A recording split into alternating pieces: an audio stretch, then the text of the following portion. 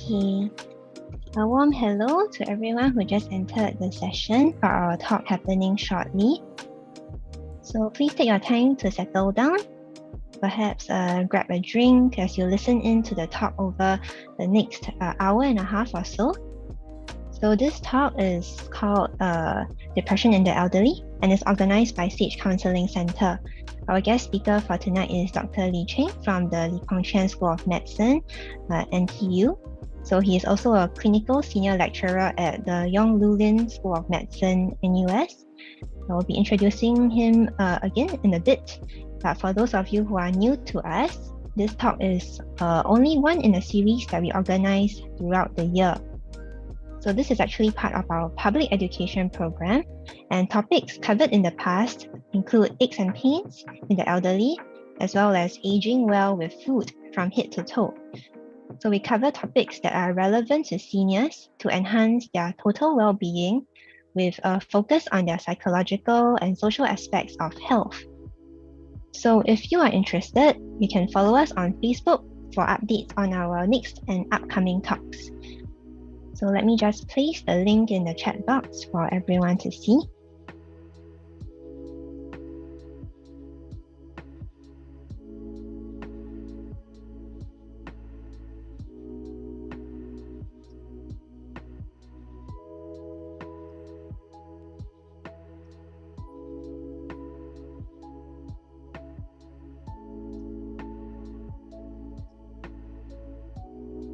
Meanwhile, there are still some people logging on, so we'll wait a little bit more. At the same time, you can just settle in comfortably, maybe pull up a comfortable chair or grab a drink if needed.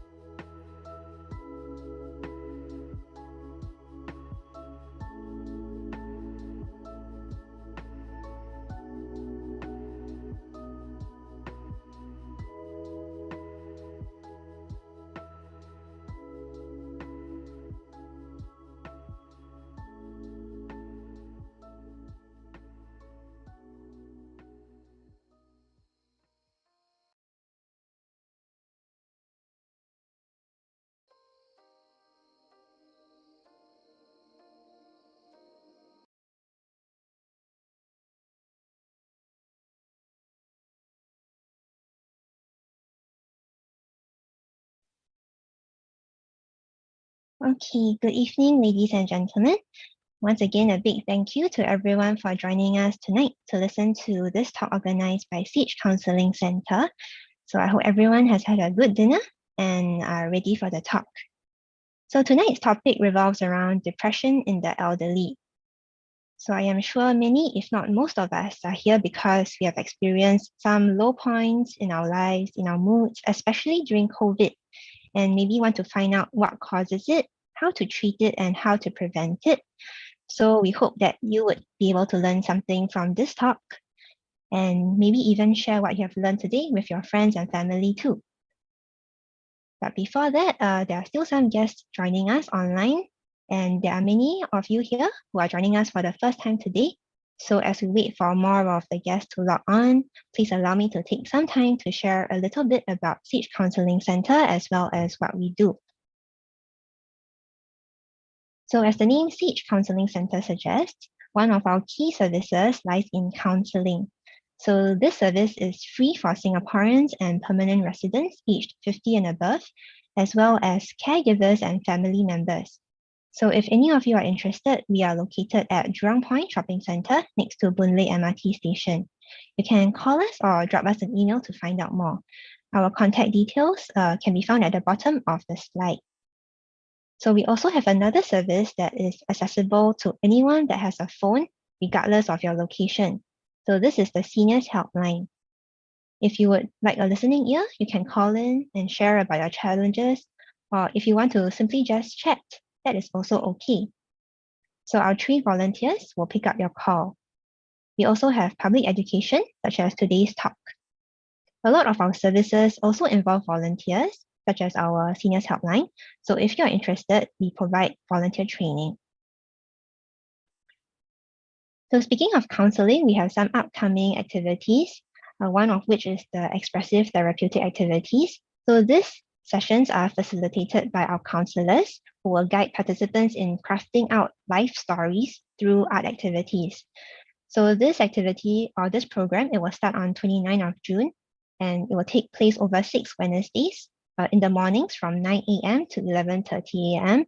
And this is a physical program, so it will be at our center, SAGE Counselling Centre, and it is free of charge. So I'll leave the email in the chat box for everyone. If you are interested to join, you can email into counselling@sagecc.org.sg. So another upcoming program that we have is our guided autobiography. So this is actually a program that is designed to help seniors write about and share their life stories. And this is also facilitated by our very professional counselors. It will also take place over 6 weeks, also on Wednesdays, and the start date is also 29th of June. However, this is a virtual program. It will take place over Zoom and it is at night. So it's from 7 p.m. to 8:30 p.m. There is also a $10 fee involved. For this, I will leave the email of our counselor in the chat box for everyone. So if you are interested to join this guided autobiography program, you can email in to Melvin Wong at sagecc.org.sg. Okay, so the next few services and programs are very popular. So for one, we have the home maintenance service that offers free basic home maintenance and repairs for seniors who have a Blue Trust card or are receiving community assistance. So for this program, we do repairs such as fixing light bulbs, leaky taps, and more. If you know of any seniors in need of repairs, you can call us to find out more. We also have arts and culture programs. As you can see on the screen, we have Reminiscence Walk. This was actually, before the pandemic, we would bring seniors out to tour different cultural and heritage sites. And we also have Expressive Therapeutic Arts and the Music Ambassador program. However, because of COVID, our Music Ambassador program is currently on hold. Okay, moving on, we also have an advisory on personal data protection. So please take note of this, that photos and videos of you may be taken during the event for publicity, training, and marketing purposes.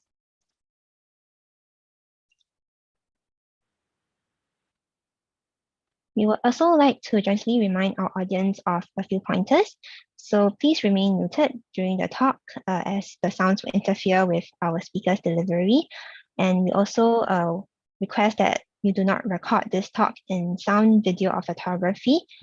And if you have questions, you can leave them in the chat box or the Q&A box, and we will try to post a question on your behalf during the Q&A. We will have about 20 minutes Q&A after our speaker, Dr. Lee, has sharing. So actually, we know that many of you have submitted your questions for the talk when you were registering. So we have actually compiled them and sent them to Dr. Lee. He will address as many as possible during his presentation, and we will take a few more during the Q&A. However, due to the large turnout today, we apologize in advance if we are unable to answer all your questions and seek your understanding. Okay. So without further ado, let me introduce our speaker, Dr. Lee Cheng. So Dr. Lee, he joined the Institute of Mental Health in 1994 and is currently a psychiatrist and a senior consultant. and he's also the clinical director at the Office of Population Health, and as well as the program director of the National Addictions Management Service. So he will share more about himself later. And so now I will pass the time over to Dr. Lee. Thank you so much, Marita. Can you hear me? Can hear you. Great. Thank you so much. And thanks to the audience for attending this session. I was told that because of the format of the presentation, I'm not able to see your faces, the participants, but I will be able to answer questions if you ask them later on, or you can put in the chat box. So what I'm going to do now is I'm going to share screen. You just wait for a second.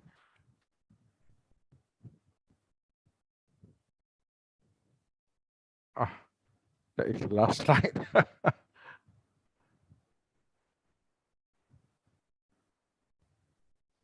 Okay, can you see, Marita?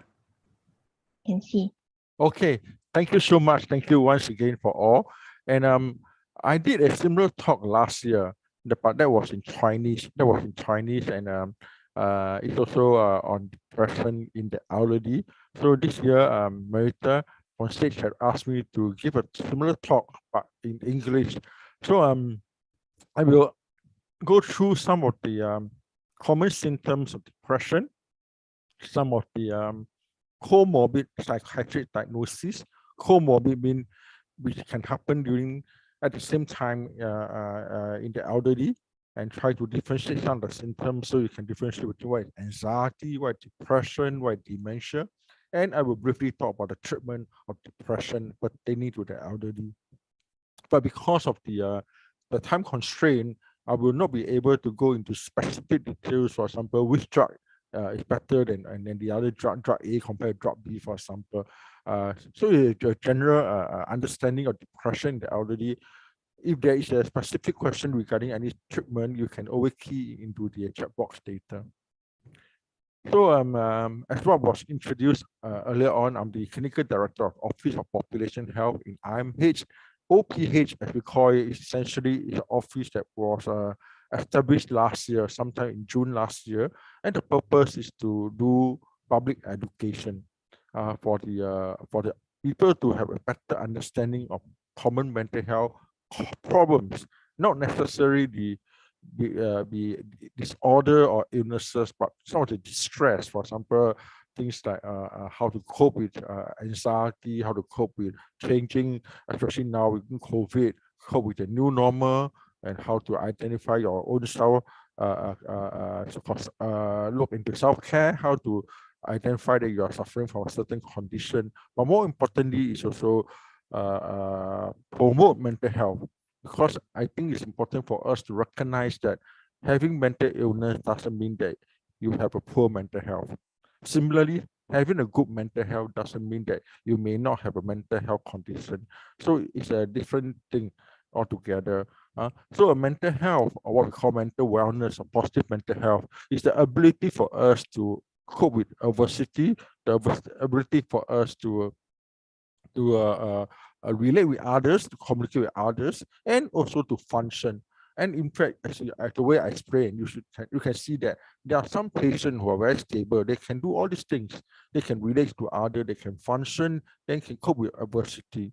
And for some of us here in the population, I mean, not in this section, but in the population, may not suffer from any mental health condition, but may have trouble having a good, or what we call positive mental health. So it's important for us to understand that. So when I was asked to do this talk last year and this year, it's also in the objective of the Office of Population Health to educate the public. I'm also the program director for the National Addiction Management Service. As the word implies, essentially is talk about addiction problem that is happening, inclusive of the commonly known substance abuse like alcohol, nicotine, and now more attention to the to most of the medical field is things like gambling, gaming, internet addiction, and even pornography. The others are all my past titles. I think it's not relevant. Just to say that I have also work as the head of the emergency services in IMH. So we do see some of the acute cases. So early on, I mentioned about the mental health conditions. Some of them, if they are not treated early, they become chronic, and sometimes they have so-called serious complications. These are some of our other position as being the chairman of the Singapore Armed Forces, the Psychiatric Advisory Board, also a chairperson for the Drug Rehab Committee, and also the vice president for the College of Psychiatrists, Academy of Medicine, and the others. These are some of the VWO, or what we call NGO, now we call SSA, Social Service Agency work that I'm doing, which also allow me to get a better understanding and also on the ground to understand what are the problems faced by the consumers, our clients, our customers. So I think it's important for us to be on the ground. So I will start by having by showing you this slide first. This is the Singapore Mental Health Study 2016. There were two studies done. One was done in 2010 and one was done in 2016. So you can see that it is estimated that 1 in 7 have experienced a mental illness in their lifetime. And this is what I mentioned earlier on, the need for good mental health or positive mental health, or you can also call mental wellness, because having some form of mental illness is not uncommon, 1 in 7 in the lifetime. And these are the top 3 most common disorder. I mean, if I have opportunity to see each other, I may be able to pick out some of you to answer questions. But since we are not doing this format, I will just give you the answers. The top 3 most common disorder, the number 1 is depression. And so it's very timely that we are discussing this today. So an estimate that in the lifetime, 1 in 16 will have some form of depression. And depression in the psychiatry, we call it MDD, or major depressive disorder. Okay, this is clinical depression. The next common condition is alcohol abuse. Alcohol abuse is 1 in 24.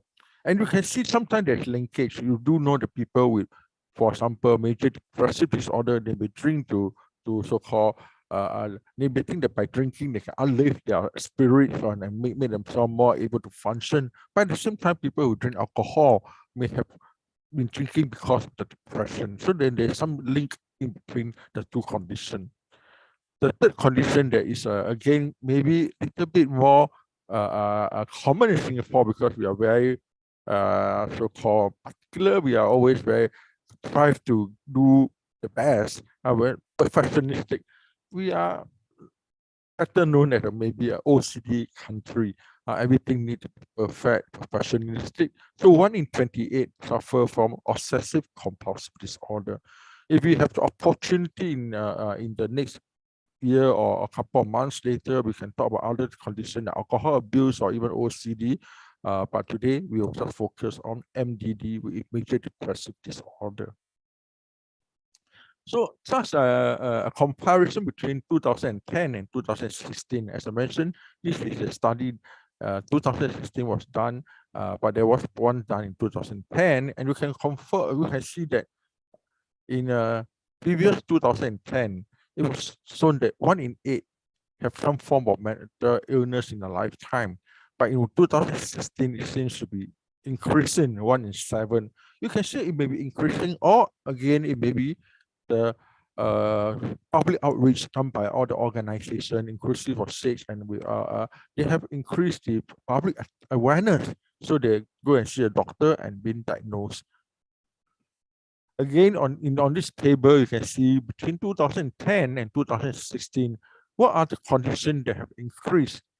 Most of them remain about same or just marginally increased. For example, MDD from a 5.8 increased to 6.3 from 2010 to 2016.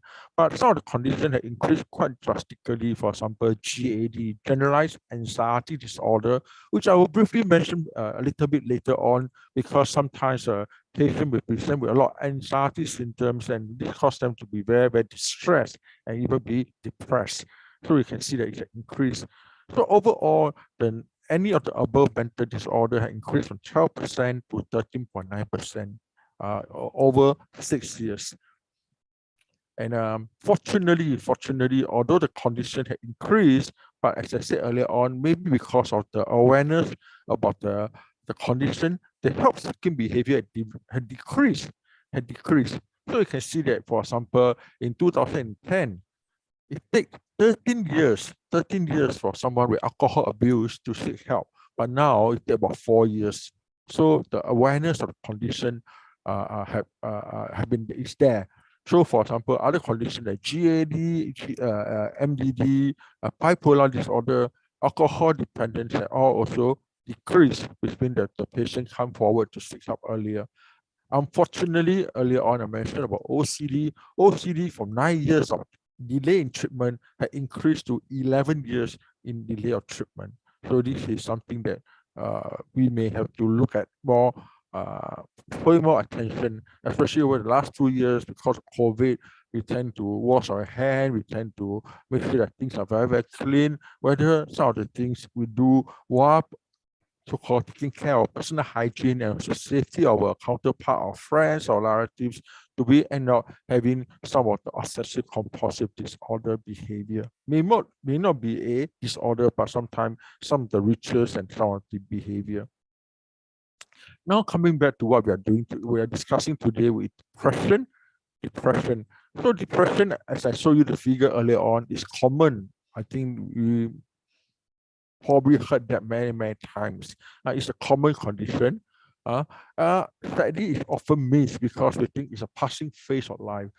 It's very normal for us to feel depressed if you don't do well in school, you don't get your job you want, or you are not promoted, that type of thing.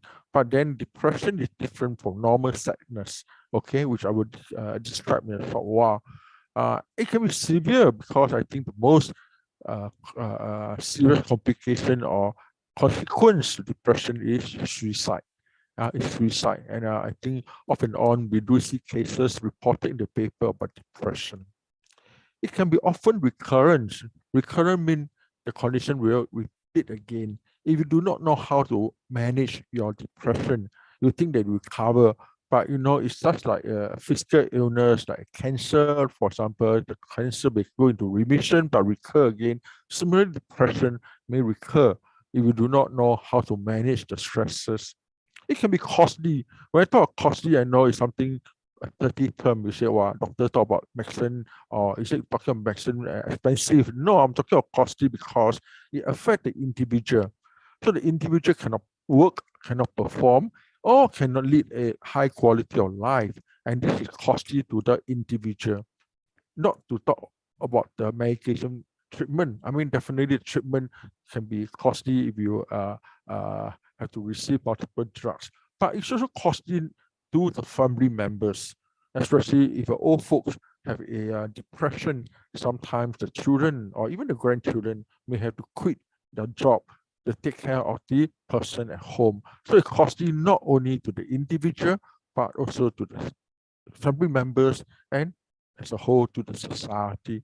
Fortunately, depression is highly treatable if we diagnose them early. And when we say diagnose them early, it doesn't necessarily mean that they must be seen by a psychiatrist. So if, for example, they're mild symptom, moderate symptom, they may be better managed by their friends or relatives without medication and some form of support, the non-pharmacological or non-drug treatment. But the condition, if it requires treatment, they may see a GP, a general practitioner who have been trained in mental health detection and treatment, and if necessary, then refer to psychiatrists.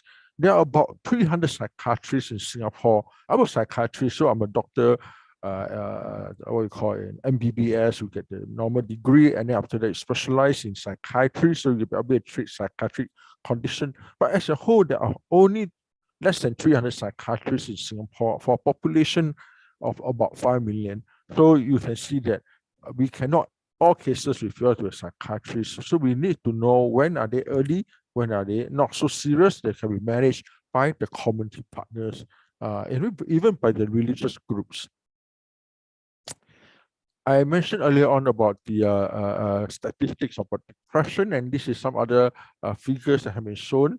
it can be shown that it's commoner in females. So females tend to have more depression than men, but that doesn't mean that men don't have depression. Okay, someone mentioned a little bit too close to the mic. Thank you, David. Yeah. Earlier on, I was told that it was too soft, so I bring it up. Yeah. Okay. The other thing is the lifetime prevalence. I hope now it's better. The lifetime prevalence is about 15% for men, 25% for women. So this lifetime prevalence is a medical term to say that at some point in their life, they will experience the disorder compared to the total number of individuals. I mean, I really don't expect the participants here to answer Q&A at the end of the day in terms of able to remember the figures, but just to know that the lifetime prevalence and even the point prevalence mean at any one time is also more common in the women compared to the men.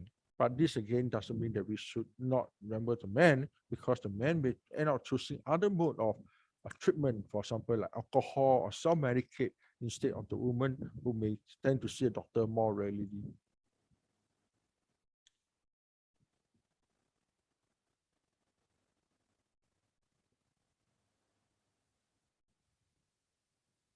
So how common is depression again? I know today we are talking about depression in the elderly, but it's important to know that a lot of time the average age of onset is the late 30s, which means it's a condition that happens in the adulthood. So if you are not diagnosed or you are not treated, sometimes the depression will carry on to the person when the person get older, and the person will even, as I said earlier, or not able to function, not able to work, and you may think that the person is just lazy or not functioning, but in fact, is suffering from depression. So do know when is the age onset. I think this gives someone a clue. And it's again much commoner in people who are single, divorced, or separated.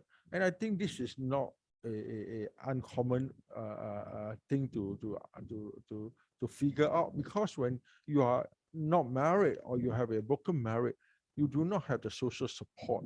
And the social support is very important. Remember earlier on, I mentioned that for mild to moderate cases of depression, you may not require medication to treat. What you require is some form of social support or family support.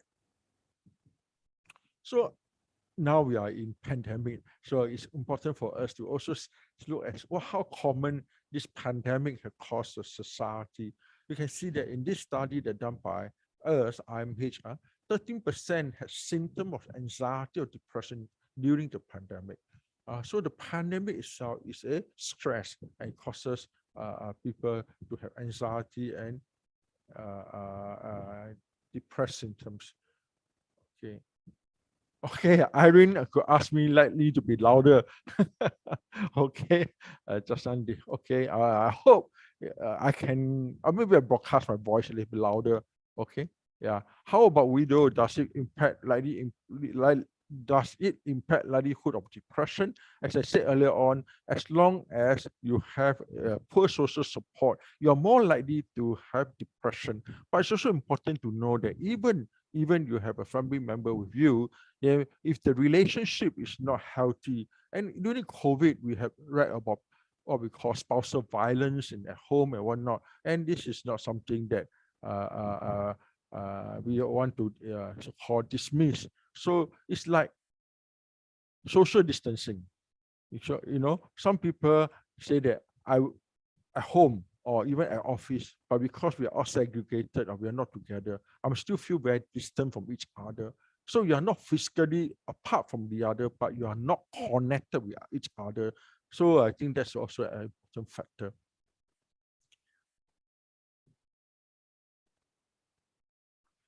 This is a study done in 2013.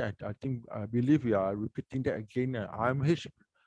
This is just a figure to show you that for people who are age 60 and above, 60 years old and above, and that was 2013, about 9 years ago, 1 in 10 aged 60 years and above had dementia. But do not forget, while we always concerned about dementia in the elderly, there are as many as 3.7% who had depression with what we call MDD earlier on. I mentioned MDD and subsyndromal depression. Subsyndromal depression means they are depression, but not as serious as the classical depression. So you add the 3.7 and 13.4, you can see that we will have about 16% of the elderly in Singapore has some form of depression, be it subsyndromal or classical depression. So again, I just want to highlight that depression is a common psychiatric illness that negatively affect how a person feel, how a person think, and how a person act. So usually when we say a person has depression, the person must have the symptoms of more than 2 weeks. So if today I went to my boss office and my boss commented that I didn't perform well in my job over the last 1 month or last 1 year or so, I won't call myself having major depressive disorder because you do not fulfill the symptoms of more than 2 weeks. Okay, so one of the conditions, it must be at least 2 weeks and beyond. The other thing is there must be 2 symptoms that are of significance. You can have don't have other symptoms, but these 2 symptoms must be there. One is the feeling of sadness or depressed mood. I think that is common sense, right? So you can't call a person depressed when the person don't complain of feeling low mood or depressed. And second symptom is loss of interest. Loss of interest. And loss of interest can be anything in life. It can be things like your work, in the way you function at home, you are a housewife, or a grandparents are not able to take care of grandchildren, or not able to even enjoy your TV show at home. So loss of interest. These are the 2 cardinal symptoms that we talk about when we talk about depression. I will show you all the other symptoms in a short while. And the other important feature is it must affect the ability to function, which means that you are not able to function. So for example, I say I feel low mood, I feel very sad, but I'm still doing well, I have no other symptoms. We will not call the person have an MDD. So while I say this is a common disorder, but at the same time, we do not want people to over-medicalize, so everyone depressed. We do not want to over-trivialize it, neither do we want to over-medicalize it. So how serious is depression? I think I mentioned just now. The one of the main thing is that it's a serious cause of morbidity and mortality. I believe some of you do know the difference. If not, morbidity means some form of condition, a medical condition. Well, mortality means associated with life and death. So the most common part will be that of suicide. So because of the depression, the person do not go out, loss of interest. Old folks don't go out, they don't expose to the sun, you get what we call osteoporosis, the bone are very weak, the person is not able to ambulate, not able to ambulate, the ambulatory function is very affected. So all this will affect things like accidents and like falls and medical illnesses, and the other mortality we are worried about, as I mentioned just now, is suicide. Okay. So a depression, or what we call depressive disorder, is an illness that involves the body, the mood, and the thoughts. It will affect the way a person eats, the person sleep. So commonly when you see a psychiatrist, or the psychiatrist will always ask, can you eat, can you sleep? Not because they are capable or they want to know much about how you can't eat or why can't sleep, because these are the 2 features that affect depression. And in some what we call atypical cases of depression, they may not be not eating, they will be overeating. So some people who are depressed, they overeat. Similarly, a lot of people will think that you are depressed, you can't sleep. There will be another atypical symptoms of what we call hypersomnia, which means the person keep sleeping, and sleeping. Okay, so that is the opposite. So it's the extreme end. One is don't eat, don't sleep. The other one is eat a lot and or sleep a lot. The way one feel about oneself and the way one think about things. So it affects how you interpret things. A minor comment or a trivial comment by a colleague or by friends or a relative, or a son to the mom or the son to the dad, may interpret it very, very seriously when one is depressed. So a depressive disorder is not the same as feeling sad or the transient episode of feeling blue. Okay, So I think for ladies over here who have been mother before, you probably know about postpartum or post pregnancy depression and post-pregnancy blue. Blue is very common. Okay, after you deliver a baby, you feel a little bit sad. That is postpartum blue. But postpartum depression is not as common. It's probably about 10%. So there is a difference between depressive disorder and the transient episode of feeling blue or sad. And it's also important for us to recognize that depression is not a sign of personal weakness, because sometimes people will compare, how come your friend can do this? How come you can't do this? Or your friend had no problem. He come from even a more difficult or more compromised family background, but he can do it. Why he can't do it? Okay, so it's not a sign of personal weakness, because when you do that, the person who is suffering may not want to seek help, because he or she will be worried that they will interpret as having a weak personality.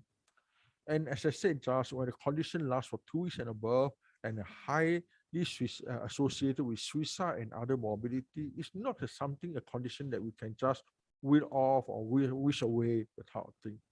So a person with a depressive disorder cannot merely just pull themselves together and get better.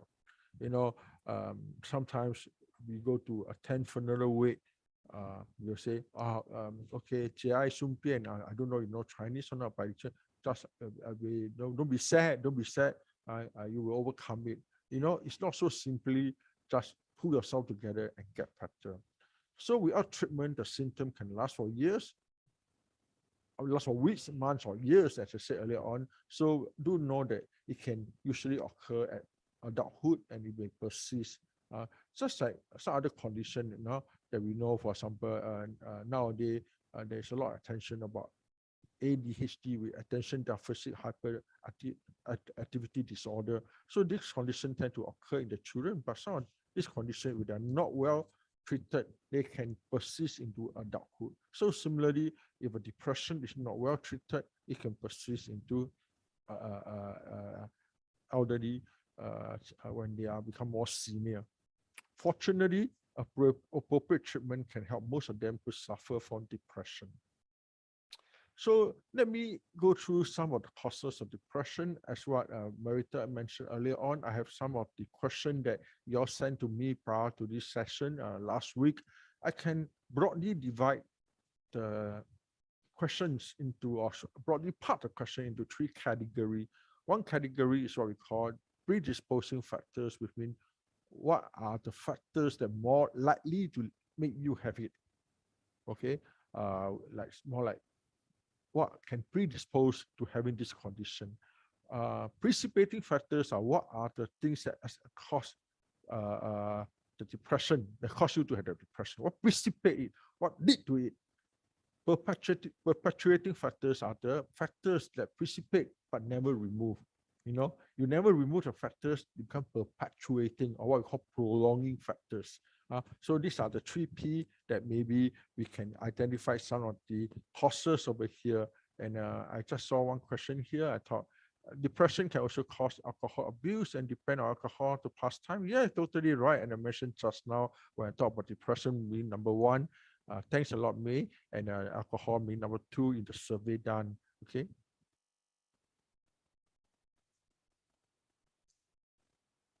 So genetics is something that we talk about. I think genetics is occur in most medical condition. For example, if you have a family member who has diabetes, you are more likely to have diabetes. You have a family member who have high blood pressure, you are more likely to have high blood pressure. So genetic increase the risk. But it's important for us to recognize that that doesn't mean that you will definitely have it. A person who have a family history of maybe a particular cancer doesn't mean that he or she will also have the cancer. It may have high risk, but they may not have it. So it's important for us to target this high risk group, because by nature, they are more likely to have it. The other thing is physiological. Physiological means the body system. The body system. So things like neurotransmitter are the chemical in the brain, or hormones. I believe most of us do know that, for example, people with a thyroid problem. You know, thyroid is a gland at the neck here that releases a hormone called thyroxine or thyroid hormone. If the hormone is too little, the person will get very slow, the action will be very slow, and sometimes we go in depression. Some patient of mine during their reproductive years would say that when they have their menses or during their period, they will have some form of menstrual blue, which after the period they feel okay. So hormonal changes is something that can occur. While earlier on I mentioned that we do not, I want to emphasize that again, to say that a person is a weak personality, but we do know that a person's personality can affect how a person cope with stress. So there are people who, for example, the small little thing that happen in life, the person will get. Cecilia says she can't see any slide on the screen. I believe others can see. Am I right, Marita? I think maybe Cecilia can try logging in again. Maybe that might help. Okay, all the others can see lah, so I continue, Okay. So I was saying that, so the personality is important because, for example, some people when they're under stress, very, very worried, very anxious and whatnot. Some of us will recall when we are younger day, going for exam, we will start going to the toilet many times, trying to pass urine or pass motion, whatnot. But it's basically a symptoms of anxiety. So your psychological makeup is important. But that doesn't mean that you cannot change, because if you recognize that you are the anxious person, you may want to cope all your stresses by learning how to manage stress.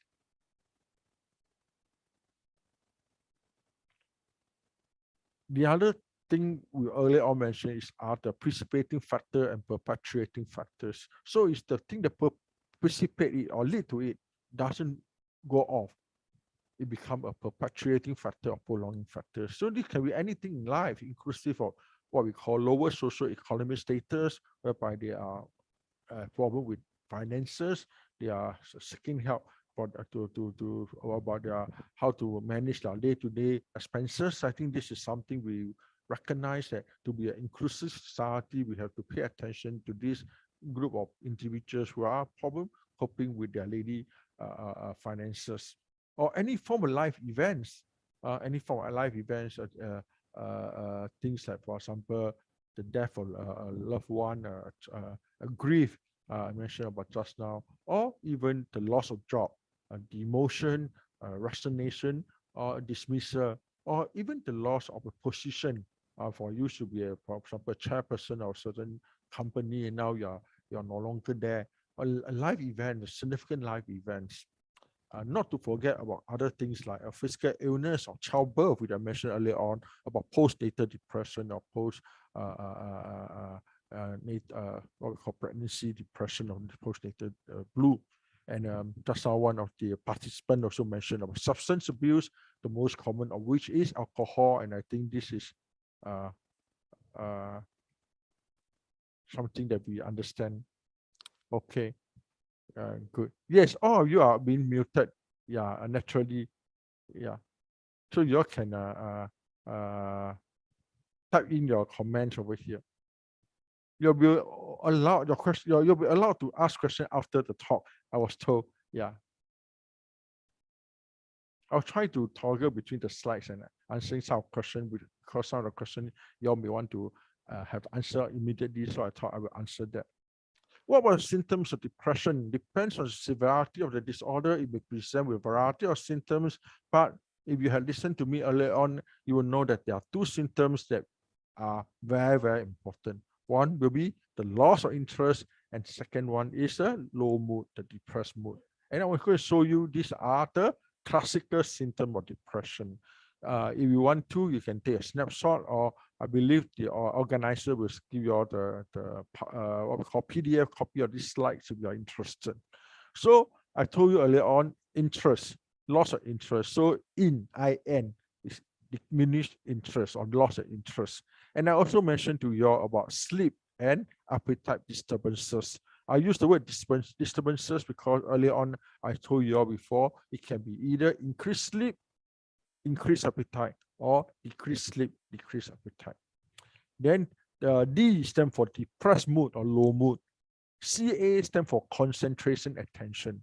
You can't pay attention, you can't concentrate. That's where you cannot perform the function. You will not be able to do things correctly, or you get a lot of mistakes. And some of them you misdiagnose, or they themselves diagnose themselves to have what we call poor memory. But in fact, you see, you want to recall something memory, you must first register. Am I right? So for example, now I'm talking to you, you must first pay attention, register, retain, and then recall. But you can't you don't do all this, and they'll say, I can't remember. Basically, you never even retain or pay attention at all. So when a person is very depressed, they have poor concentration and attention. So I have patient of mine who, for example, wanted to buy something, then they forget to pay for the item. They are only caught and alleged to have short lifted because the items sound, the sensor sound, because they have not paid for the item. A lot of them have guilt feeling, the G. Guilt feeling mean, oh, I should do this in the past. I should do that. I should, if I done this in the past, I will never have do this. I will never have this problem now, the type of thing. So they tend to be very guilty about things that happened in the past. I know this is not pertaining to a depression, the elderly, but I will share a case with you here. I have a patient of mine who was very depressed because her father passed on due to cancer, and before the father passed on, they do not want the father. They did not want the father to continue to smoke or drink or whatnot. So once the father passed on, the person get very, very guilty. He say, if I know that my father lifespan is going, the prognosis is so poor, it's going to pass on within a couple of weeks, I will let my father drink and eat and smoke as many sticks he wants, because that's the last few days of his life. So that's where we'll talk about guilt feelings. I start to feel very guilty about yourself. Energy, you feel no energy, you can't do all the things that you want to do. You feel, typically Singaporeans say very sincere type, no energy. And the worst thing is definitely you have suicidal thoughts. And do not forget, suicidal thoughts is different from suicidal attempt. So a lot of people have suicidal thoughts. I have a lot of patients who say, I must not die, life meaningless, but they do not actually have an attempt. They do not actually have attempt. Why? Because they have the next P. The next P stands for protective factors. Protective factors. And the protective factors are when they get been diagnosed, they get been treated, or they have social support or family support. So a question from LinkedIn is, to be diagnosed with depression, it doesn't mean that all the symptoms need to be present, right? Yes, you don't need all the symptoms to be present. You need at least two symptoms, the two cardinal symptoms, which I mentioned many times, diminished interest, as well as depressed mood. But you must have at least 5 of the above symptoms. So you cannot have 2 symptoms. You have 2 plus another 3 more. Minimally, you must 5 symptoms. And remember what I told you about the duration? It must be there for at least 2 weeks. If you have sleep, appetite, only for 1 day, you do not suffer from MDD.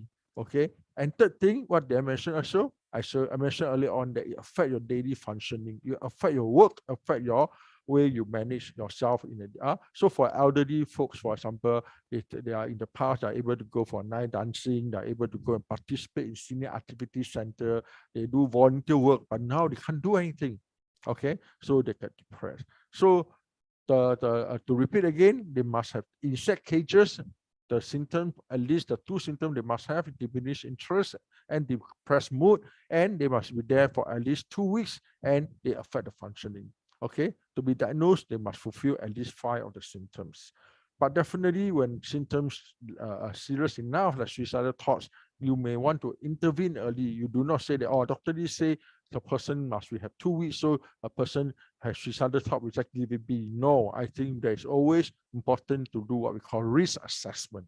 Risk assessment. The suicidal thought may be very impulsive, so we do have to intervene early. Okay, so intervention and being so-called diagnosed is different. So what are the common features in elderly, which I thought is important to highlight again? Because of all these symptoms, the insect cages, like you are being locked up in a insect cage, Okay, you end up thinking that all folks will present the same symptoms. No, all folks tend to present what we call somatic complaint or somatic symptoms. And what is somatic mean? Somatic means physical complaint. So they complain of sleeplessness, cannot sleep, they complain of loss of appetite. Typically, they complain of constipation. But you see, you lost appetite, you don't eat, definitely you can't pass motion. I think this is one A lead to B, am I right? You need to eat, then you have a formation of a fecal material, then you go to pass motion. So loss of appetite and constipation. And the other thing is they present with what we call Chinese call long zhong tia. Okay, so they complain of body ache, headache, arthritic pain, everywhere pain. Okay, so when old folks complain of pain everywhere, do not just dismiss it. It may be the way they present with what we call depression. And the other common symptoms in the elderly is anxiety, which I mentioned earlier on, and we're going to talk about briefly later on one slide. And the other thing is being grumpy and irritable.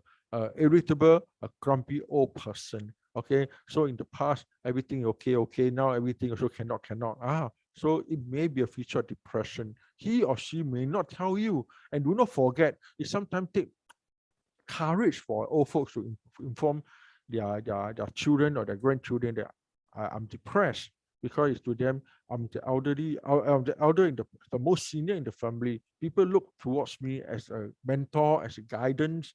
How can I tell people I'm depressed? I know so much thing in my life. I went through so much obstacles, hurdles, and whatnot. So they may not tell you that they are depressed, but they will present with all these behavioral symptoms of being very grumpy, very irritable, small little thing also, flare up and whatnot. Okay, so these are some of the features in the elderly you may have to pay attention. The other thing is they also complain with symptoms I mentioned just now that may look like dementia, because they can't pay attention, they feel confused, they can't concentrate. So they'll say, I think I'm having dementia. But there is a difference between dementia and depression. Do not forget which one comes faster. Depression will develop faster than dementia, correct? Dementia take years, take months or years, whereas depression I mentioned just now about weeks. The other thing is also, although despite the memory lapses due to a lack of attention or concentration, the patient with depression will be able to remember something when you ask them, because they do not have memory loss. The memory cells, the neurons are still functioning. So although if they are being asked to remember, they can still remember. But one thing about depression and dementia is a person with depression, when you ask them something, they tend to give up answering. So for example, because they have no interest, no energy, they feel tired, they tend to ignore and don't answer you. So for example, ask them, what do you eat this morning? They'll say, I don't know. Whereas a person with early dementia, they do not want people to think that they are having memory loss. They will attempt to try to remember, but they will end up giving wrong answer. So that is maybe some of the features you can look out for. I thought at this juncture, I will just show you some of the symptoms or signs and symptoms of dementia. Although today our topic is on depression, it's important for us to recognize some of the symptoms of dementia. They will include things like the activities of daily living, A, the behavior changes, B, C is a cognitive decline, and D is disorientation, for some missing appointment, getting lost, getting confused. So these are the symptoms A, B, C, D. Again, I'm not going to go through details because of time constraint. So the set of slides will be given to you after the in PDF form after the talk. You can look through that and you can see the difference between dementia and depression. And again, for the dementia, just to highlight that there is also different categories, just like depression, different categories. So severe dementia, they require total assistance in the activities of daily living. They become bedridden. They may have psychotic symptoms, like they may hear voices talking to them and become very paranoid. They maybe accuse people of harming them and whatnot. I mentioned earlier on about anxiety, and I thought I'd show you this slide. This slide show you that anxiety and worry about amidst and COVID-19 is uncertainty is very common. Okay, anxiety is very common. So basically, anxiety are worry about unknown. Okay, so for example, when people ask me, do you think there's a difference between the sleep pattern of people who are anxious or the sleep pattern of people who are depressed? So people who are anxious, they are worried about the next day, so they tend not able to sleep. They have problem in falling asleep. Well, people who are depressed, things have already happened.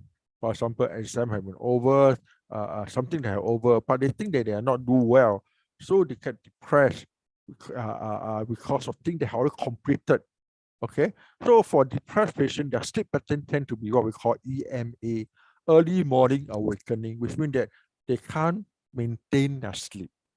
Okay, anxious person can't fall asleep. Depressed patient can't maintain their sleep.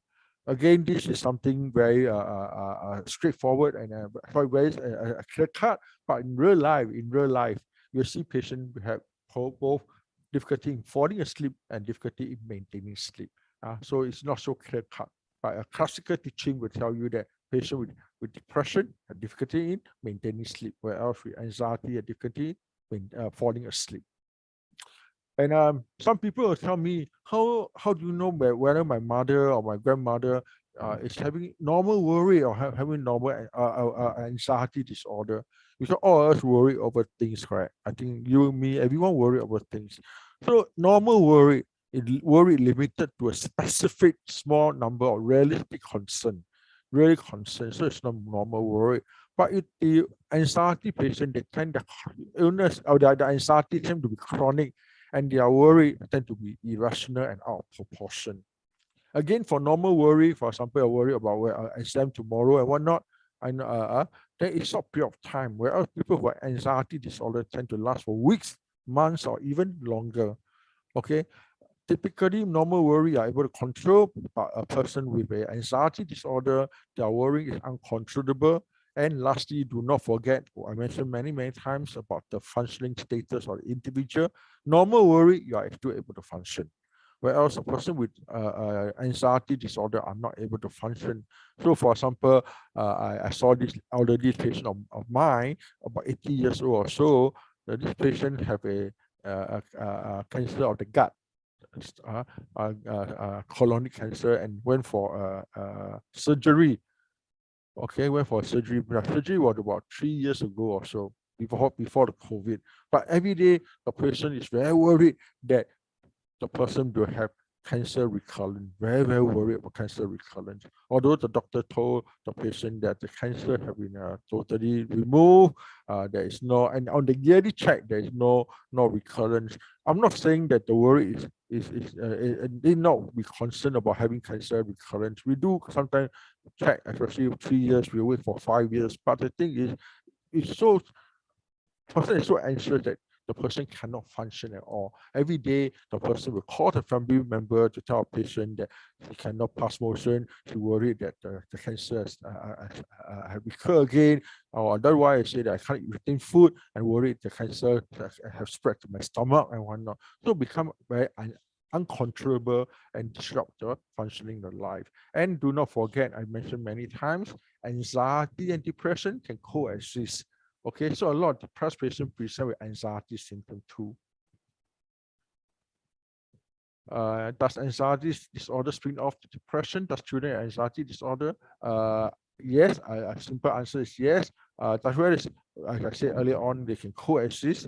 Does too much parental love make a child to be too dependent, become depressed? I think it's important to let the child be independent with the support.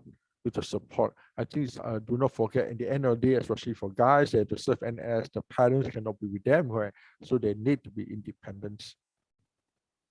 Okay, let me just continue. Okay, some symptoms of anxiety. So I show you a patient with anxiety tend to be excessive worry. Okay, as I said just now, excessive worry, fearful, where that anticipating will happen. And their most common symptoms will be the form of restlessness.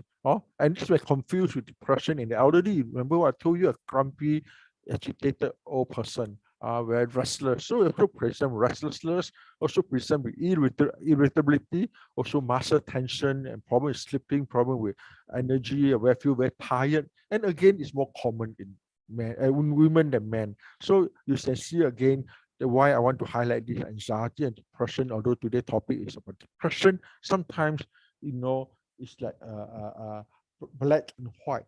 There is still what we call gray in between. You cannot clearly differentiate between two. Fortunately, treatment, antidepressant is also an anti-anxiety medication. So in fact, it's the same medication. Maybe the doses may be different, but it's the same medication. So I thought it's important to highlight depression contrast with dementia, depression contrast with anxiety. That's the reason why I show you these two slides.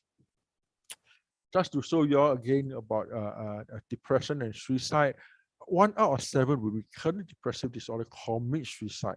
And we still commit suicide means actually die of suicide. We are not talking attempt suicide. Attempt may be successful, may not be successful.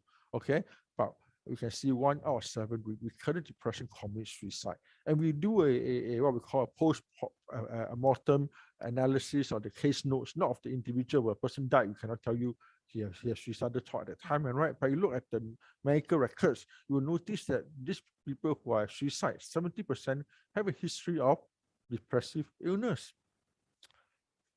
And I mentioned many times also, 70% of the suicide see their primary care physician within 6 weeks of the suicide, which means that if they have distress, they go and see someone early, be it their friends, relative, a GP, and if these people know the patient well enough, they can pick up the early signs of suicide.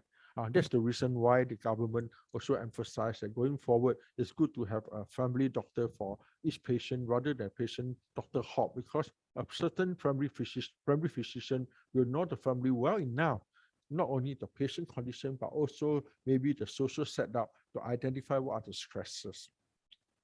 We also know this thing, women attempt suicide more frequently than men, but men are more likely to succeed. So if men want to end their life, they really take it seriously. Okay, can depression and dementia coexist? Definitely can. So you see a person, for example, dementia, they have the memory loss, and especially early dementia, you know that your memory is losing. You get depressed, Remember? So how do we differentiate and recognize that we need to treat someone with depression and who is also depressed? Dementia and also depressed. As I said, there are two different conditions. There are some symptoms that overlapping, but if they have two of these symptoms overlapping, I think it's important for the person to get help early. We do know that dementia is non-treatable. Dementia, the treatment is basically to prevent the progression of dementia, whereas depression is treatable.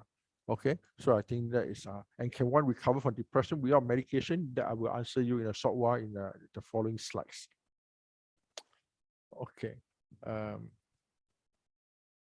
this is something I mentioned before also. Increased suicidal risk in those who drink, those who take drugs, those with anxiety disorder, restlessness, irritability. I have a patient of mine who was in about 70 years old. And I mean, 70, you can say old, not old, because nowadays people can live up to 85 years old, 84 years old or so. So the person was seeing me for panic disorder for many years. The panic disorder have been more or less in what we call remission. But sadly, recently, the patient have another medical condition, which the medical illness. Due to patient confidentiality, I can't share you all the detail, but the person start to become very anxious and will be doctor hoping to get a diagnosis, get treated. But because the patient do not get a so-called confirmed answer from the doctors, because doctor hopping, so that every time see a different doctor, different doctor may tell him slightly different interpretation. And he live alone because the wife have passed on, the children have all married and grown and stay separately from grown up and stay separately from him. So in the end, he chose to end his life. He chose to end his life because he felt so anxious and so panicky and so poor social support. So this is such an illustration that a person with all this condition, there is increased risk of suicide. Okay, so I mentioned that depression can be identified by family members. You all stay together, you know them well enough, your friends, your colleagues. Although today we are talking about depression in elderly, but we do know that a lot of elderly are still now in the workforce. They work until 65, and I think going forward they may even work even longer. So I think as colleagues that we need to help to support each other. Primary care doctors, I told you earlier on, about 70% of those who completed suicide happen to see a primary care doctor 6 weeks before they do the act. So if the primary care doctor can identify that they are suicidal, I think we can maybe intervene earlier. Definitely, the mental health profession, just as the counselor, the psychologist, and psychiatrist, play a very, very important role in identifying suicide. Okay. Let me continue first before, I know there are some questions here, but let me continue. So how to, for me, for example, as a doctor, how do we diagnose a person with depression? We take a detailed history, looking into the 3P I told you earlier on, the predisposing factor, the precipitating factors, and prolonged factors. We look at the last P, the what we call protective factors, to look at any family support. We also do a mental state examination. Essentially, it's no different from a physical examination by a doctor who examines the stomach, examines the lung. We do a mental state examination by talking to the patient to ascertain whether the patient had what we call a symptom of depression, and we fulfill the criteria in SAGE I mentioned earlier on. And most important, to do a risk assessment to see whether the person is at risk of harming herself or himself at this moment in time. And we also do some form of investigation, like I mentioned just now, because some of the things may be related to hormones. I think we will want to do some tests. Sometimes earlier on, one of the participants also asked about depression and dementia. So sometimes the feature may be complex. So we may want to scan the brain to CT scan brain or MRI brain to exclude whether there is a concurrent depression in a person who is also dementing. So these are some of the tests that as a psychiatrist will do. So I think when doctor orders such tests, you will now be better understand why the doctor orders such tests. So when to seek help? I mentioned before, when the person had distressing symptom, you cannot sleep for so long, you feel that you are not able to function. So do take it seriously. Do not need to have 2 weeks. Remember, 2 weeks for diagnosis. But the patient said, I want to commit suicide, suicidal risk, the dangerousness. You should do the risk assessment. Even family member do know that their person cannot be left alone. Okay, especially when they're poor or no social support. Okay. There is also another group of patients that we may want to intervene early. For example, I mentioned that those persons who are depressed may have a problem with their eating. They are not eating, and you notice that this person is losing weight. So much that the nutritional status, the body is so weak, the medical complications set in. So I think these are also a feature that you must get help early. This slide essentially say that when you need to get help early with a professional. This symptoms with this set of slides, with this symptom in this set of slide, talking to a loved one or a family member may not be enough. You may have to get the person in to see a doctor early. So suicide assessment, I know this is something very the Chinese called pang tang. I don't know, you all know superstition. I know there are a number of non-Chinese here, but I thought it's important to highlight this point, because sometimes when a doctor asks a patient, do you ever entertain suicidal thoughts? You know what happened after that? The family member gets so upset with us. They say, why are you going to ask my loved one whether he want to commit suicide or not? Are you planting the thoughts of suicide in the mind of this individual? Okay, I think since we are here today, it's good for me to share with you all that we are not planting the thoughts into the mind. Instead, we are so-called probing, because if the person really have a suicidal thought, and if he or she doesn't want to share, you will never know that the next day he will attempt to end his life or not. Am I right? So by asking, you give the opportunity, you give a avenue for the person to express whether he or she have a suicidal thoughts. So the doctor or therapist will sometimes say, do you sometimes have feeling life isn't worth living? Or do you think about death much? Do you sometimes think that if you die tomorrow from an illness or accident, that it is, and it doesn't matter at all? Or even more concrete, have you ever thought of killing yourself, harming yourself? So I think important to know that when a doctor do a suicide assessment, or even the therapist do a suicide assessment, we are not putting the thoughts into the mind of the individual. So before we end, we hope to have about 20 minutes or so for Q&A. I just want to say that depression is one of the most treatable conditions. This is a question asked earlier on in the chat group. 80 to 90% of persons with depression eventually respond well to treatment. Eventually doesn't mean that the first course, the first antidepressant choose will definitely be successful. Okay, there are a lot antidepressant in the market. Oral antidepressant, for example, what we call a tricyclic antidepressant. I'm not going to go into detail. Give you a lot of side effects. This antidepressant had the market in the 1960s, but it caused things like difficulty in passing motion, blur vision, and when the patient take overdose on the medication, you see, as a psychiatrist, we want to give the patient antidepressant. But at the same time, we do not want the patient to use the drug to kill themselves. So the older antidepressant, when they take overdose, is fatal. Okay, the newer antidepressants are less fatal, but not to say that taking overdose is okay. It's still not okay. But most commonly, the side effects will think that gastric discomfort, that type of thing. So we always encourage my patient to take after food. And definitely over the years, there are new antidepressants that can address not only the depression, but also the anxiety. And also there are antidepressants that have proven to improve the cognition of the individual, which means improve the thinking process of the individual. The next one is what I call psychological therapy. Psychological therapy is basically non-drug treatment. So using therapy to talk to the person, be it counseling, be it what we call psychological therapy. Usually it's done for patients who are able to participate. So for example, a person who is very depressed, can't even eat, can't even pay attention, do you think it's a suitable candidate for psychological therapy? I think the answer is straightforward, no. So the patient will require medication or even the physical treatment like ECT, which is electric shock treatment. And there is a newer treatment called the RTMS. Again, I do not want to go into detail about the treatment, just to highlight that for any form of treatment, the doctor will always look into BRA. B stands for benefits. Treatment must be beneficial to the individual.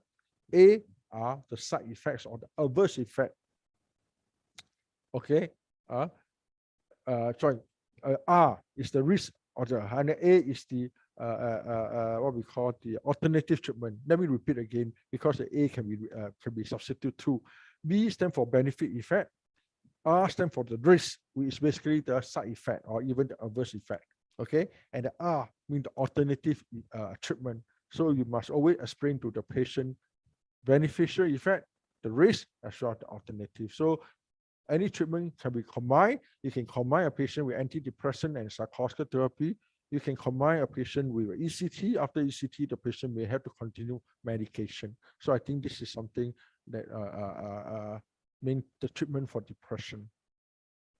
All antidepressants are equally effective, I mentioned at least, but unfortunately, most antidepressants will take at least about 2 weeks to take effect. So for the next 2 weeks, after you start taking the antidepressant, you may experience the unfortunate side effects, which is the risk I told you just now, the R I told you earlier on. So if the patient can tolerate the side effect, I think we can see the beneficial effect coming in.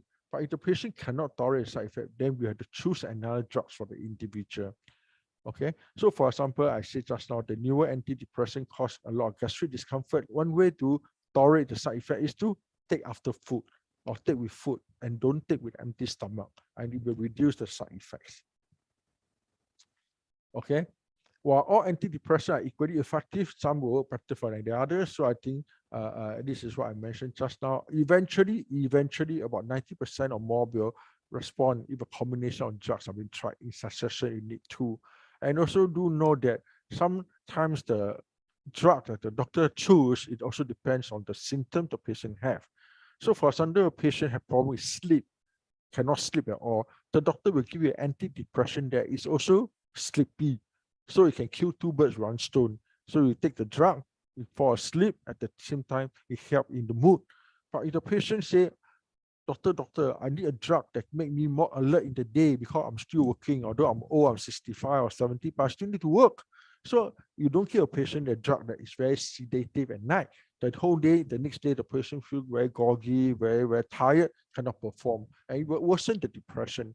So different combination of drugs and also different choice of drugs also depends on what are the presenting symptoms the patient are having. So I just want to show you some of the how we measure outcome of depression. If a patient have a 50% reduction in the symptoms, we use some scoring system. Then we say the patient show response. Okay, but show response doesn't mean that the patient recovered, because it's only when all the symptoms go away then we call a remission. And if the remission lasts for at least 6 to 12 months, then we call it recovery. And this is important because earlier on in one of the chat group, I noticed, one of the question posted is whether how long the patient require drugs. Do the patient require drugs forever? This will give you an indication. If the patient never go into remission, which means the symptoms are always there, and the precipitating factor continue to be the prolonging factors, I don't think the doctor will want to remove the drugs because the patient had not really recovered. And even if the patient has gone into remission for 6 to 12 months, but if the patient, are going to face acute stress in the coming weeks or coming months, the doctor may say, maybe you should continue taking the medication first and we see how it goes. So this is just a gauge on how long you should treat the patient, but a lot of times, end of the day, it's depending on individual patient. Relapse, common sense is when a patient starts to have symptoms. And when the patient have symptoms before they go into remission, that's called relapse. When the patient totally recover, then they have symptoms again, it's called recurrence. So these are the medical terms we use, but sometimes you notice you use interchangeable. People start to use relapse to be the same recurrence, but the medical doctors tend to use it in a more defined manner, So I have patients, for example, recover for many years. Then after that, now due to new stressor, or maybe diagnosed to have some illness or whatnot, start to have the illness again. So it's a recurrence of the condition. So just to give you estimate, again, this is an estimate probability. If you have one episode of depression, you have less than 50% recurrence rate. But you have 2 episodes, you have up to 90% of recurrence. You have 3 episodes, you almost have 90% recurrence rate. So you can see that the more number of episodes of depression, the more likely you have recurrence, which equal to the more likely you have to stay on the drug longer. Okay, the more longer you have to stay on the drug to prevent the condition from worsening. Okay, how long to treat? As I said earlier on, just against a guide, typically 6 to 9 months in one episode. Second episode, maybe 1 to 2 years. And 3 episodes, almost, we ask them to take it for life. And I was talking about serious depressive episode, especially one with all the symptoms of insect cages, and the person have continue to facing a lot of stresses. You may have to continue treatment of the individual. And I think before I end, I just want to talk about talking therapy. I think talking therapy, there are many types. Essentially, most of the time we are looking into what we call CBT. C stands for cognition with thinking. B is the behavior. Okay, so when you have the thinking process being distorted by a depressed mood, then you will have behavior. Your behavior will appear. So that's where we counter the thinking. So other form of therapy will include other things like family therapy, marital therapy. Accordingly, I think if you have problem in this area, definitely we address the problem in the family and the marriage. mentioned just now, CBT is essentially the way we think, determining the way we feel. So when you start to think in a negative manner, then your mindset will affect how you process your feeling. So that's where a CBT come about, the treatment, where a person has negative view of oneself, a negative view of one experiences, and then you have negative view of one future. So become a triad, a circle that go around, and that's where we hope to address the depressive thoughts by doing what we call talking therapy or what we call psychotherapy. Okay, I think I will end here. Maybe I look at some of the chat and try to attempt to ask some of the questions over here first. Okay. Thank you, Dr. Lee. Maybe in the meantime, let me just show my screen again. Okay. Yeah. Can one recover from depression without medication? I mentioned just already, depend on the severity. Depression can stay inside a person for many years. Example, Leslie Chong, yeah, correct. So this is not a question, it's just a comment. So I think that is very true. People who are very famous celebrity, and I think we do know not only Leslie Chong in both the Oriental world and also the Western world. We have some celebrity who took their life early.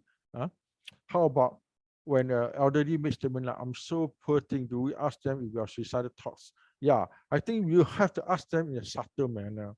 It all depends on how close you are with the individual. Even as a doctor, I showed you earlier on, you saw the insect cages, correct? Suicide is at the end, right? We always ask them things like your interest, your sleep, your appetite. You don't suddenly ask a person where around you do have suicidal thoughts. So you probe around. Otherwise, you will appear to be just going through a checklist and you're not appear to be sincere. Okay, so ultimately you may have to ask, but I think the timing is important. Taking antidepressant will cause over relying on them. Could antidepressant drug be addictive? The short answer is no. It's no.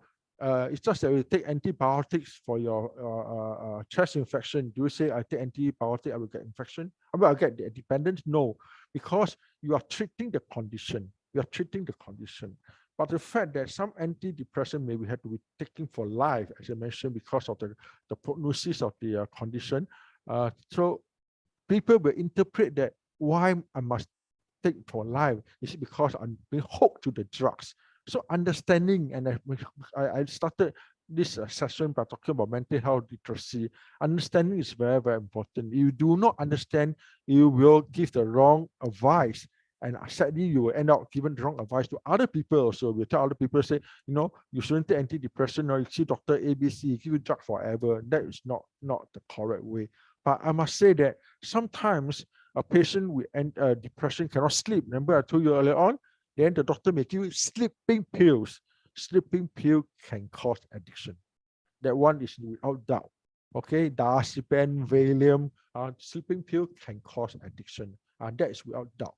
So ideally, you tell me you can't sleep and you're depressed, I'll give you an antidepressant that is also sedative that I mentioned earlier on. Okay, that is the question to CM. Can TCN help to treat anxiety and depression? I believe they can. And just now, the host so-called introduced me as working from the Institute of Mental Health. You happen to be in the campus or in the compound of IMH. You do know that we have a Beijing Tongren Tang, which is basically the TCM service there. Okay, I believe they complement each other, but again, for some serious cases, I think you believe in the so-called Western model. We will say that the person may have to take antidepressant, and after which maybe continue with some form of support with a TCM. Can OCD cause depression? Definitely can. I think any form of a mental health condition can cause depression. Any form of physical illness can cause depression, may lead to depression. So for example, your OCD, you cannot keep washing your hand. You cannot allow people to visit you because you don't want your house to be dirty. You become so isolated, you can get depressed. I think that's important. Do know that. Margaret asked, with regard to risk assessment, if a person answer yes to all the questions, but did not commit suicide in the end, what does it mean? I mentioned just now, remember one of the last P is what the protective factors. the protective factors. So the suicide thoughts are there, but there are still protective factors, and we want to strengthen the protective factors. I myself is a free thinker, but some people also depend on their religion or their spiritual belief to support them, which I think is also very, very important. Okay. Let me go to two more questions. Can TCM treat dementia or manage dementia?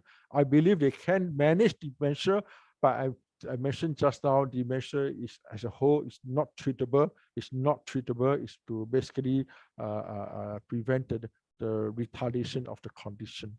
So these are all in the chat group. Let me go into the Q&A. Does unbalanced parental love between children affect or lead to child depression? I always believe that it's important to be consistent. I know some parents want one with a good person, one with a bad person. Usually the mom is a good person, the father is a bad person. I think we should not do that. Personally, I don't think that should be the case. Love should be, we should allow the child to develop independently, give the support, but at the same time give the support. I always equate, I have 3 kids, by the way. My eldest is 25, my second is 23, my youngest is 21. I always I believe that parenting is like playing kite, you know, playing kite, layang, playing kite. So you playing kite, you hold to the what you call the layang too tight. The kite will not fly, but you release it, the kite will fly off, and you lose control totally. So I think it's the technique, how you dilate, how to pull, how you control. This is a technique. Is psychotherapy helpful for depression? Easily available, and how much does it cost?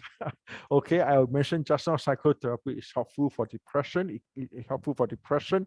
How much does it cost? It really depends on whether you're seeing the private sector or the public sector.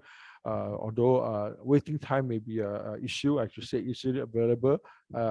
Some of the patients may not require intensive psychotherapy, so they may be able to see by a counselor.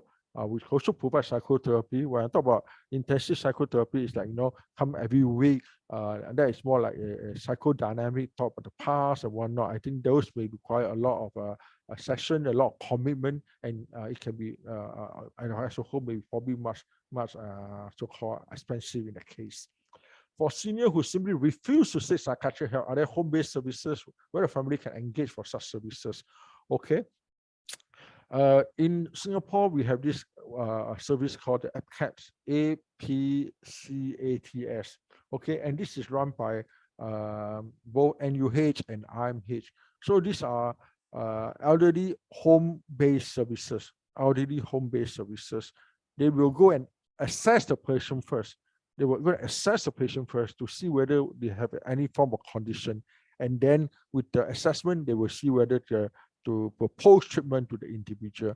So what I'm trying to say is that let's assess first rather than talk about being treated. Let's assess first and see what type of condition, because sometimes earlier on I mentioned we may have to do some tests and the investigation, so it may not be simply just go to do a home visit. We can diagnose, we may have to exclude some other medical condition.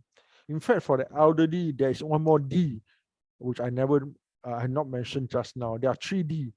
1 D is depression, 1 D is dementia, the third D is delirium. Delirium, D-E-L-I-R-I-U-M. Delirium is equal to acute medical confusional state.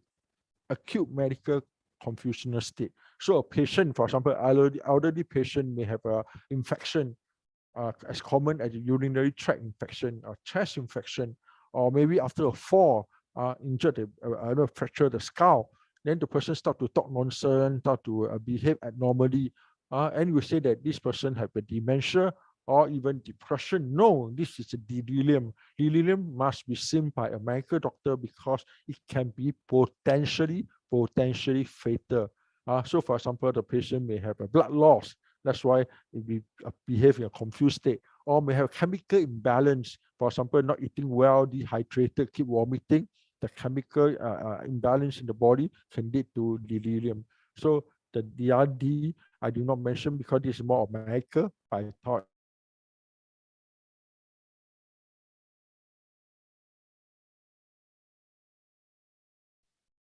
to talk about home-based website, and SAGE people are here. They can probably tell you where are the services available.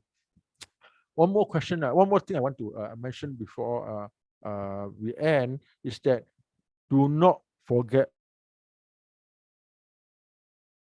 about caregiver stress. Do not forget about caregiver stress. I know a lot of you here maybe are family members of a person who have dementia or depression. So I think it's important that you yourself take care of yourself. I think this is very, very important. Okay, how to help an elderly with depression but refuse to accept help from others. As I said before, maybe one way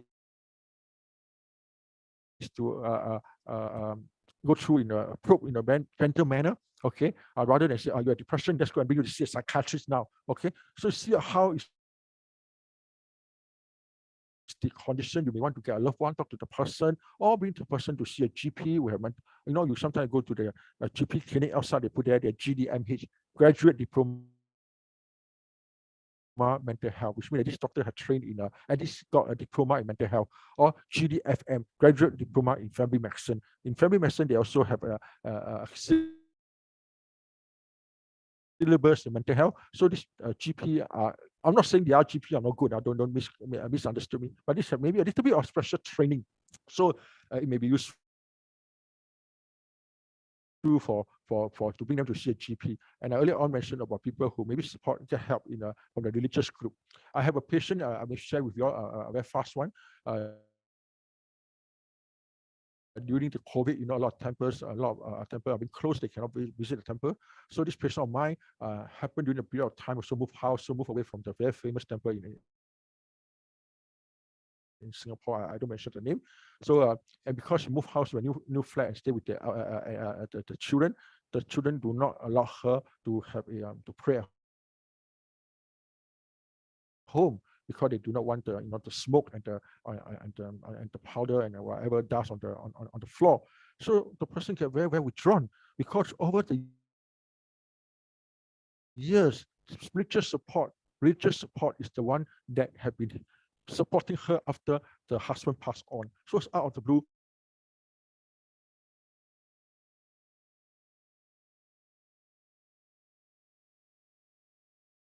Highlight that if you refuse help, there are other modality. If need to, we can always talk to, as I said, talk to SAGE Counselling Centre. They probably can give you other advice. My husband had MDD, have gone for antidepressant, ECT. We did not work. He does not like to talk about it. As a loved one, how do I help? Yeah, Sandra, thank you so much, Sandra. FCATS, thank you so much. Okay, yeah, I just wanted to hear your, in this case, this person talk about the person who doesn't want to have the family member who have treatment but doesn't want to talk about treatment. How to talk to a person who's suffering from a form of mental illness, regardless of whether MDD or anything. I think one of the most important thing is we always say active listening. Active listening. Listen to the individual first. But in this case, he doesn't really want to talk about it even. So maybe you want to talk about what are the things that you all can work together or do together. A husband and wife, or friends and relatives, what are the things that you all may want to share, want to talk about it? And maybe through this type of format, you can slowly get to allow the person to open up. Okay. Okay. Oh, the other also thanks. Okay. Unfortunately, there is one more question in the question and answer.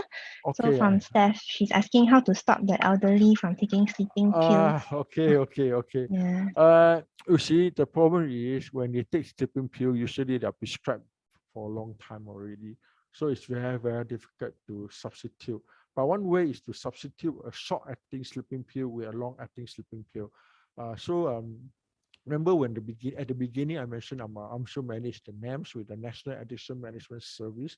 So for example, a sleeping pill like Lolasipan or Xanax, I just name this name. You may not need to remember, just to know that these are the short-acting one. They come in fast, but they go off fast. Okay, but because they come in fast, go off fast, the patient will end up taking again. So they end up taking many, many times such a drugs over the day.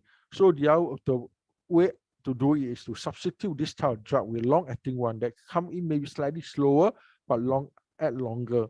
Although the risk is that for all folks, if the drugs act longer, then it may cause a patient to be more sedated, more dopey, and then there may be a fall risk. The person may go to the toilet, especially if the toilet is wet and slippery, may fall and injure themselves. But one way is to substitute a short-acting drug with long-acting drug, and then slowly substitute the long-acting drug with another drug that able to help the patient to fall asleep, but not as addictive. For example, with an antihistamine.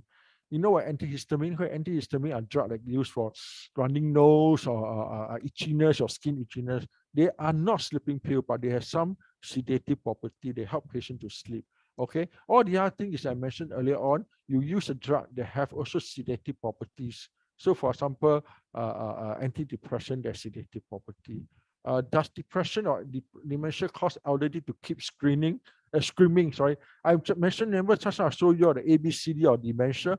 The dementia patient will scream and shout. I think if you happen to go to a nursing home, you'll probably see one of those patients because they can't remember. They think that they may accuse the nurse or the family member or not feeding them because they've forgotten that they're eaten or they have bathed. They think that the family member ignore them. So they may scream and shout and call for attention.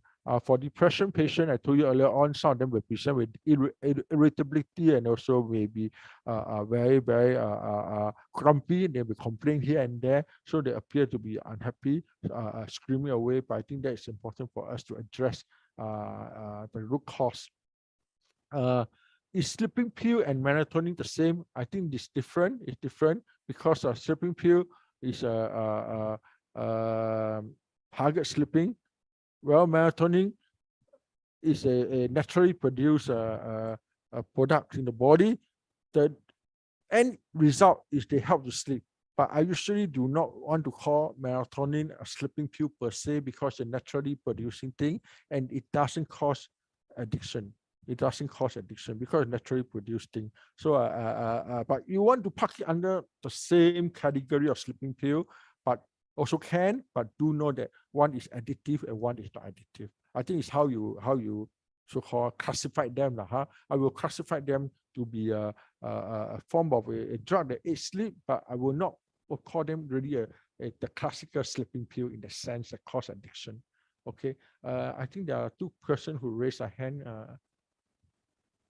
Prescription need for the two drugs, if not where to put. Yeah. You will prescribe medication, you get doctor only in Singapore. Only in Singapore, sorry. In Singapore, you need doctor to prescribe the drugs. You cannot buy any of the antidepressant over the market, over the counter. I mean, and you except for melatonin. That's why I say I classify it slightly different. You can get melatonin from Guardian Pharmacy, Unity, and whatnot. How long can someone take melatonin? I will advise, like any drugs, do not take too long. I will suggest you just take it only during the period of time. Yeah. Don't short term. So the person raised hand, I don't know who they are. I thought I saw the person raised hand. Yeah, in the interest of time, I think you'll close the Q&A first. Then the two persons who have raised hand, I think the first one is Galaxy Note 10 Plus. If you would like to talk to Dr. Lee, you can unmute yourself to talk. Maybe give about a few seconds, because I'm not sure if you raised your hand by accident or do you want to speak to Dr. Lee?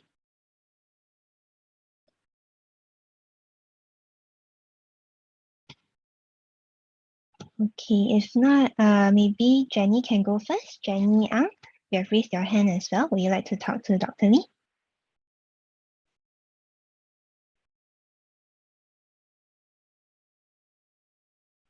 Jenny, if you're there, you can unmute yourself. Oh, sorry. Maybe accidentally. Accident. Oh, okay. No worries. Sorry. No worries. Thank you. Jenny, you found the talk useful. Thank you so much for attending. Yeah. Okay, I think Galaxy Note 10 Plus also might have pressed it by accident because. Okay, there's supposed to one more, am I right? No more already. No more already, huh? Okay. I thought there's one more. Dihua, would you like to speak to Dr. Lee? I think there's some audience have been asked. So I felt that my sister is 82 years old. I'm a caregiver. And I think, I don't know whether you classify depression. She has some illusions. Things never happened. He always think that this happened and he cannot erase his memory and he keep on bringing up. And then that illusion is related to me. And things never happened. And I'm a caregiver. I found that it's very defeated by her. And I feel very frustrated. So I try to bring her to the counselor. Counselor say that, the polyclinic counselor say nothing wrong with that. Then I talked to her regular family doctors in the polyclinic, try to refer her to the psychiatric department in the SGH. Do you think it's the right, approach for me to do? And I found that he is not depressed. He can remember everything. The only thing she has a problem is that she cannot sleep. She has a sleeping problem. Okay. I think when she has a lot of pain. The pain is a kind of spine degeneration and so on. That's been declared by the orthopedics, can't do very much about that. And I found that my sister is suffering for all this. So not too sure which is the path I should go. Like just now you mentioned about the APCTS, I already subscribed her to see the psychiatric. Is it psychiatric departments in the SGH? Yeah. Okay. Thank you for the question. Thank you. Maybe I just answer the question in a very brief manner. A person with multiple complaint, definitely, as I said just now, they may not be happy. But I didn't see the patient, so I can't say whether depressed or not. But I would say the person had delusion. Delusion means they have false belief. By definition, delusion means false belief. He's accusing you of things that not been done. So there is this condition called delusional disorder. Delusional disorder, which means they, in a patient who have schizophrenia, they may hear voices talking to them, they may think the people will harm them. But in delusional disorder, they may not hear voices, but they may still continue to have delusion with false belief. And this false belief are, no matter how explained to the individual, they will not brush it off, they will still hold it strongly, and potentially can be even dangerous because, for example, if I believe that someone want to harm me, I may do bad thing to the person. So I think you personally, I think you do a good approach. You should let him at least be assessed by a doctor. He's already 82 years old, I think you told me. So I think it's good for us to let him see a doctor. And do not forget, I just now also mentioned that caregiver stress is very important. Caregiver burden is very important. I can see that you are quite stressed by taking care of him. So I do hope that you can take good care of yourself. Yeah, thank you. So do go for the referral. I know SGH have a psychiatric department, but I don't know how long is the waiting time now. So that's how it goes. Okay. Thank you very much, Dr. Lee. Yeah, thank you. Okay, thank you everyone. In the interest of time, sorry for overrunning a little bit. Thank you very much for coming forward with your questions. So before we wrap up today's talk, I just wanted to do a little shout out for a feedback or survey that we are doing. So if you are able to help us, those that are still here, if you're able to help us fill in the feedback form, we will appreciate it very much. The link is in the chat. And meanwhile, while everyone has filled up the form, Dr. Lee, do you have any other things to round up with? Oh, I thought just now Galaxy Notes is maybe it's the same gentleman or same person who raised his hand or her hand. I think it's different. That one is Galaxy Note 10. This one is Galaxy Note 9. Okay, but this gentleman or this lady mentioned that everything is changing, nothing is permanent. I totally agree. Okay, 1 year ago, 2 years ago, I had more hair than now. Am I right? So things do change. But what I meant is that always look forward to have a positive mindset. I think things will settle. In my Chinese talk, I equip ourselves to be like the bamboo. The bamboo, no matter how strong the wind blow, the bamboo will go back to the original position. So as long as you have the resilience, you are able to withstand stress. Okay, things will never be the same. I agree totally. We are now coping with a new normal. So I think that's important for us to know that. Thank you. Okay, thank you, Dr. Lee. So the link to the feedback form is in the chat. I hope it didn't get flooded up with the rest of the messages. But in any case, once you exit the webinar, you will also be redirected to the survey page, the feedback page. So don't worry about the link. Okay. So before we end, just wanted to do a little shout out again for the services that SAGE Counselling Centre is providing. So firstly is our counselling service, which is free for Singaporeans and as well as permanent residents. And the Seniors Helpline, which is a toll-free national helpline and is free for anyone aged 50 years and above who wants to chat. So the number is 1-800 and 555-5555. Very easy to remember. Okay, and a shout out for some of the upcoming activities, which is our expressive therapeutic activities and guided autobiography. So both of these programs, they are starting on 29th of June, which is a Wednesday. The expressive therapeutic activity in the morning, 10 a.m. and the guided autobiography at night at 7 p.m. So if you're interested, you can email counseling at sagecc.org.sg or Melvin Wong at sagecc.org.sg. Yeah, we're also looking out for volunteers.